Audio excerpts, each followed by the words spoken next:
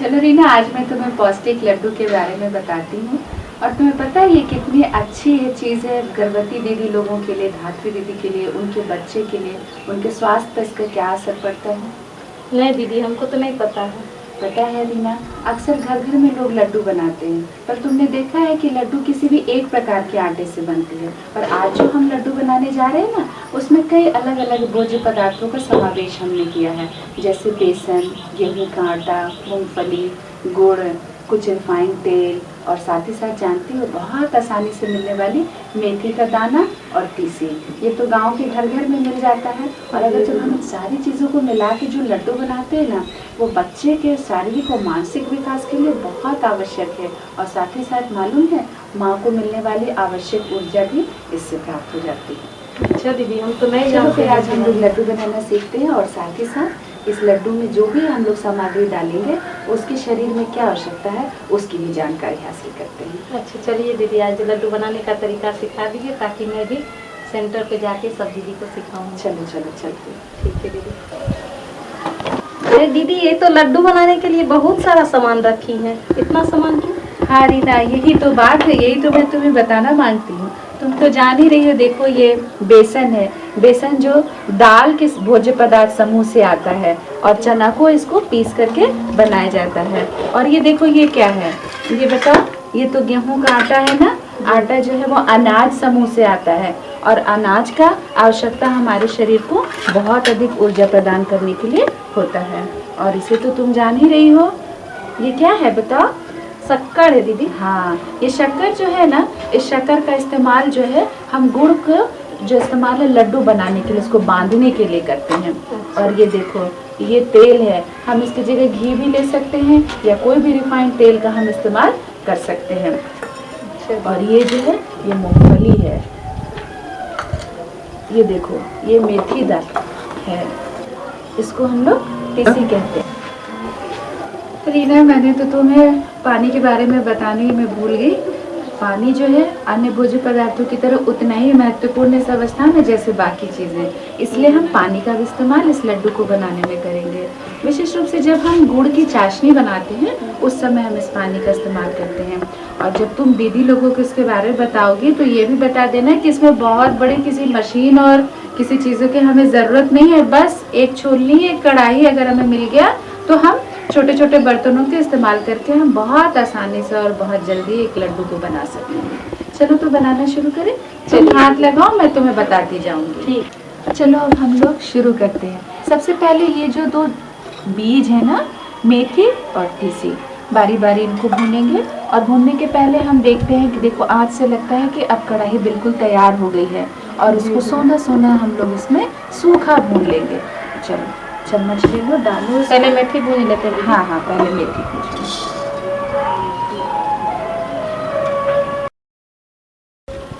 चलो अब बारी है तीसी की। तीसी भी बड़ी गुणकारी है, लोग उसको इतनी महत्व तो नहीं देते हैं क्योंकि बहुत आसानी से उपलब्ध हो जाती है। आज मैं तुम्हें इसके भी बारे में बताऊंगी। चलो भूनती जाओ, मैं बताती जाती हूँ। अब चलो, अब बारी है मूंगफली की। अब मूंगफली को थोड़ा सा भून लेते हैं।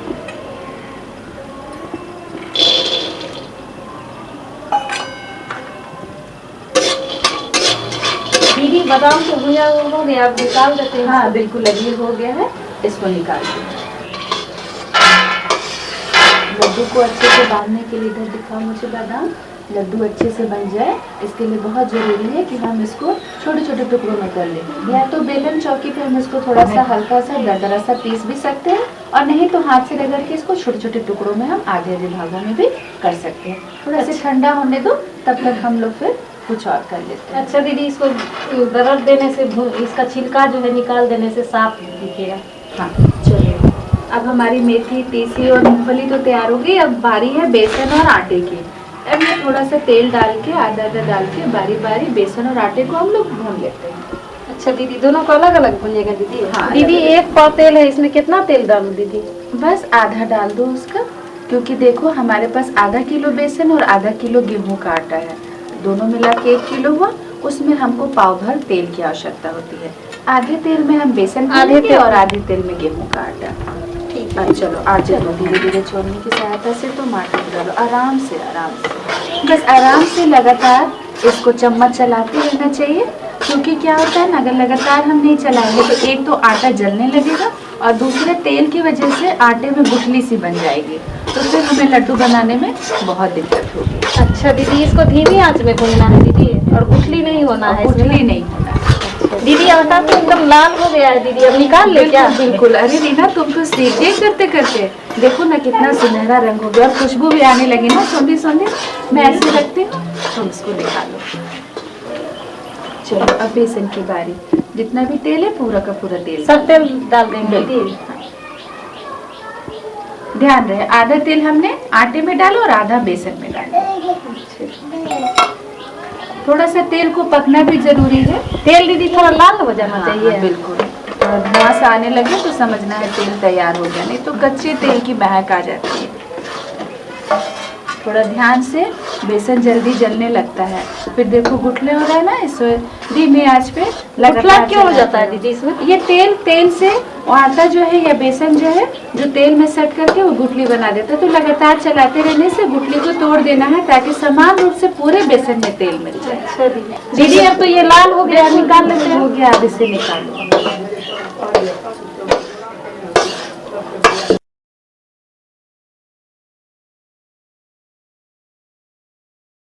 चलो रीना, सारी चीज़ें तो तैयार हो गई। अब हम चाशनी बना लेते हैं शक्कर की। सबसे पहले हम पानी डालेंगे, ठीक है? पानी दीदी कितना डालेंगे इसमें? बस जैसे ये आधा किलो हमने शक्कर लिया तो करीब पाव भर पानी हम लोग 1 पौवा पानी में डाल दें। चलो रीना, अब इसमें पानी तो डाल चुके हैं, गुड़ डाल दो। तुरंत दीदी इसमें गुड़ डाल देना है।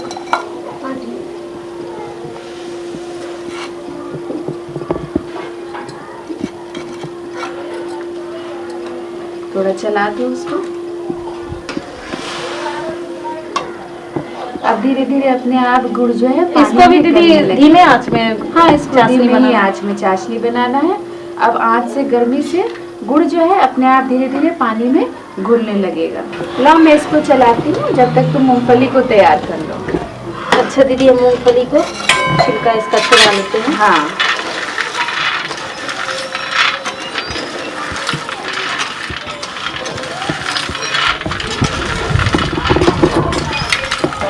बस रीना, अभी जो मेथी भूनी ना इसको थोड़ा सा तुम ठीक से पीस रही, इसको और अच्छे से पीस। ठीक है दीदी, मैं पीस लेती हूँ।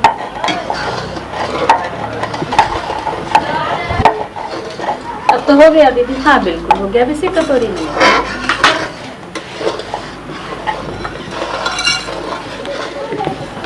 अब ये तीसी को भी थोड़ा सा हम लोग पीस लेंगे। ज्यादा पीसने की जरूरत नहीं है, जरा सा ज्यादा रखा।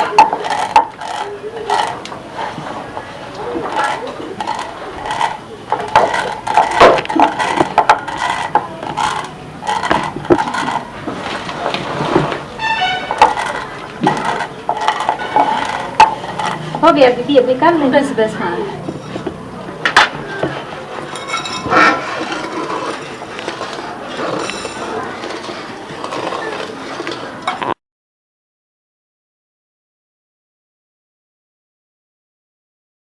दीदी लगता है चाशनी बन गया। मुझे भी लग रहा है, जरा सा देखो तो, देखने के तरीका तुम्हें पता है ना। हाँ बिल्कुल सही है।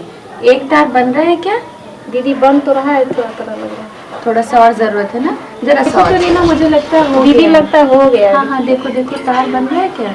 हाँ ये देखो, ये एक तार बन रहा है ना, बस हो गया। चलो हम लोग जल्दी जल्दी इसमें अब बारी बारी कढ़ाई को दीदी नीचे उतार लेते हैं। हाँ चलो, ये भी सही है। मैं डालती जा रही हूँ, तुम जल्दी जल्दी चलाना। इसको जल्दी चलाना बहुत जरूरी होता है रीना, नहीं तो ये गुठला बन जाएगा।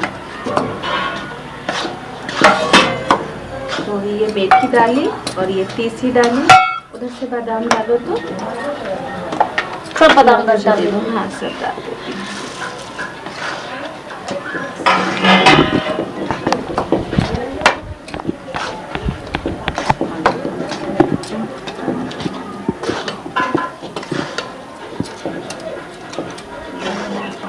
अरे रीना ठहरो, थोड़ा सा हाथ भी जलेगा तुम्हारा। जरा सा पानी अपने हथेलियों में लगा लो तो। हाँ अब इसे बांध लो। थोड़ा और छोटा रखो दीदी ये तो जल रहा है बहुत, हाँ हाथ जल रहा है। इसीलिए जल्दी जल्दी इसको करने की ऐसा करो। और भी दीदी लोग को बुला लेते हैं, फिर मिल करके हम लोग इसको बना लेंगे।